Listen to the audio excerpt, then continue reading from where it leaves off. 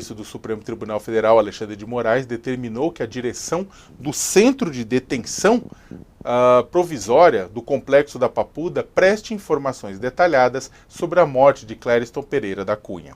Ele foi preso dentro do Senado no dia 8 de janeiro e estava detido desde então. O réu tinha 46 anos, passou mal após um banho de sol. O advogado dele chegou a dizer ao STF em abril que a manutenção da prisão poderia ser uma sentença de morte, já que Clériston tinha sequelas da Covid-19. Ele recebia remédios controlados para diabetes e hipertensão e era acompanhado por uma equipe médica.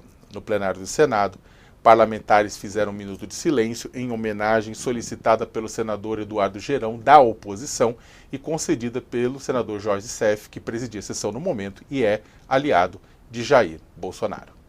É a mão de autoridades importantes sendo suja de sangue. Como a gente sabe, isso é muito triste, mancha a bandeira nacional, e eu acho que esse brasileiro, pelo desrespeito que tiveram a legislação do país, as autoridades máximas que não obedeceram à Constituição do Brasil, né, dentro do devido processo legal, acesso aos autos, ao advogado, nós tivemos uma vítima, a primeira vítima fatal. Eu acho que, no mínimo, caberia, se o senhor permitir, um minuto de silêncio para a gente, em relação a essa vítima, esse brasileiro. Senador Gerão, concedido um minuto de silêncio. Quem puder se colocar de pé, em homenagem a esse brasileiro que perdeu a vida dentro da prisão, mesmo com voto e decisão do Ministério Público Federal de soltá-lo. Minuto de silêncio concedido. O presidente da Comissão de Segurança Pública da Câmara, deputado Biratan Sanderson, cobrou formalmente explicações sobre a morte de Clériston. Laudo médico atestava que ele tinha risco de morte, réu primário, sem individualização de conduta, publicou o deputado no X, o antigo Twitter. Outra declaração dele: alguém terá que ser responsabilizado. Em setembro, a Procuradoria-Geral da República concordou com o pedido da defesa e defendeu a liberdade provisória de Clériston mediante medidas cautelares. O relator da ação penal, ministro Alexandre de Moraes, não chegou a avaliar o caso. Para comentar essa e outras notícias, eu chamo Josias de Souza e Thales Faria, ambos diretamente de Brasília. Bom dia, Josias. Bom dia, Sakamoto. Bom dia, Thales. Gostei de ver o Sakamoto apresentando, hein, Thales? Porque aí vem de terno, né? Também, se eu soubesse, teria botado um paletó aqui. A gente tem que estar mais à estica, né? Para dar aquela enganada, né? Quando está no quadro do meio, né? Bom dia, Thales. Tudo bem? Bom dia, Sakamoto. Josias, esse é o Sakamoto, sempre humilhando a gente em beleza, em participação, distinção. É isso mesmo. Bem, bom dia aos senhores, né?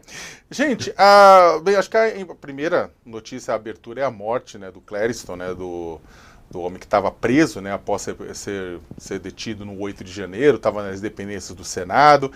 Josias, começando por ti, né, a oposição ao governo Lula no Senado Federal não esperou nem o corpo esfriar, né, fizeram usar essa morte para atacar tanto o STF quanto todo o processo do 8 de janeiro, né?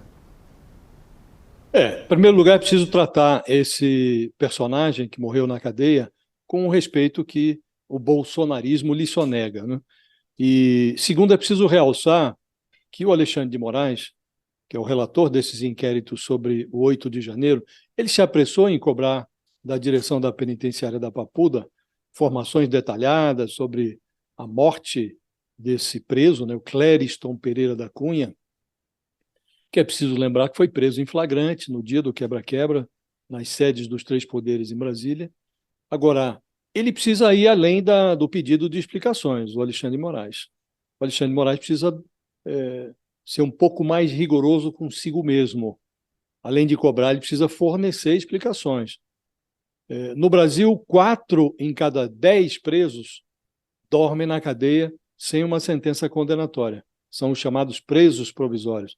É gente muito preta, muito parda e muito pobre. Gente que morre nos fundões do sistema prisional sem ser notada. Esse caso do Clériston, que morreu na Papuda, é diferente. Ele é um réu por tentativa de golpe, é julgado na ribalta do Supremo Tribunal Federal e dispõe de dinheiro para a defesa. O advogado, Bruno Azevedo de Souza, diz que alertou o Supremo para a precariedade da saúde do seu cliente, que estava às voltas com pressão alta, diabetes, alguns resquícios de uma Covid, e diz ter requerido habeas corpus 8 vezes. Em setembro, a Procuradoria, como você realçou, Sakamoto, concordou com esse pedido da defesa. Concluída a investigação, a Procuradoria achou que seria razoável aceitar o pedido de libertação do réu, com alguns procedimentos acautelatórios, uma tornozeleira, vai ficar preso, detido em prisão domiciliar. O Alexandre de Moraes podia ter deferido esse pedido, também poderia ter negado a pretensão do preso, requisitando ali uma perícia médica independente, mas o ministro optou pela única alternativa que parece inadmissível nesse caso. Ele se absteve de decidir sobre o pedido que foi referendado pela Procuradoria.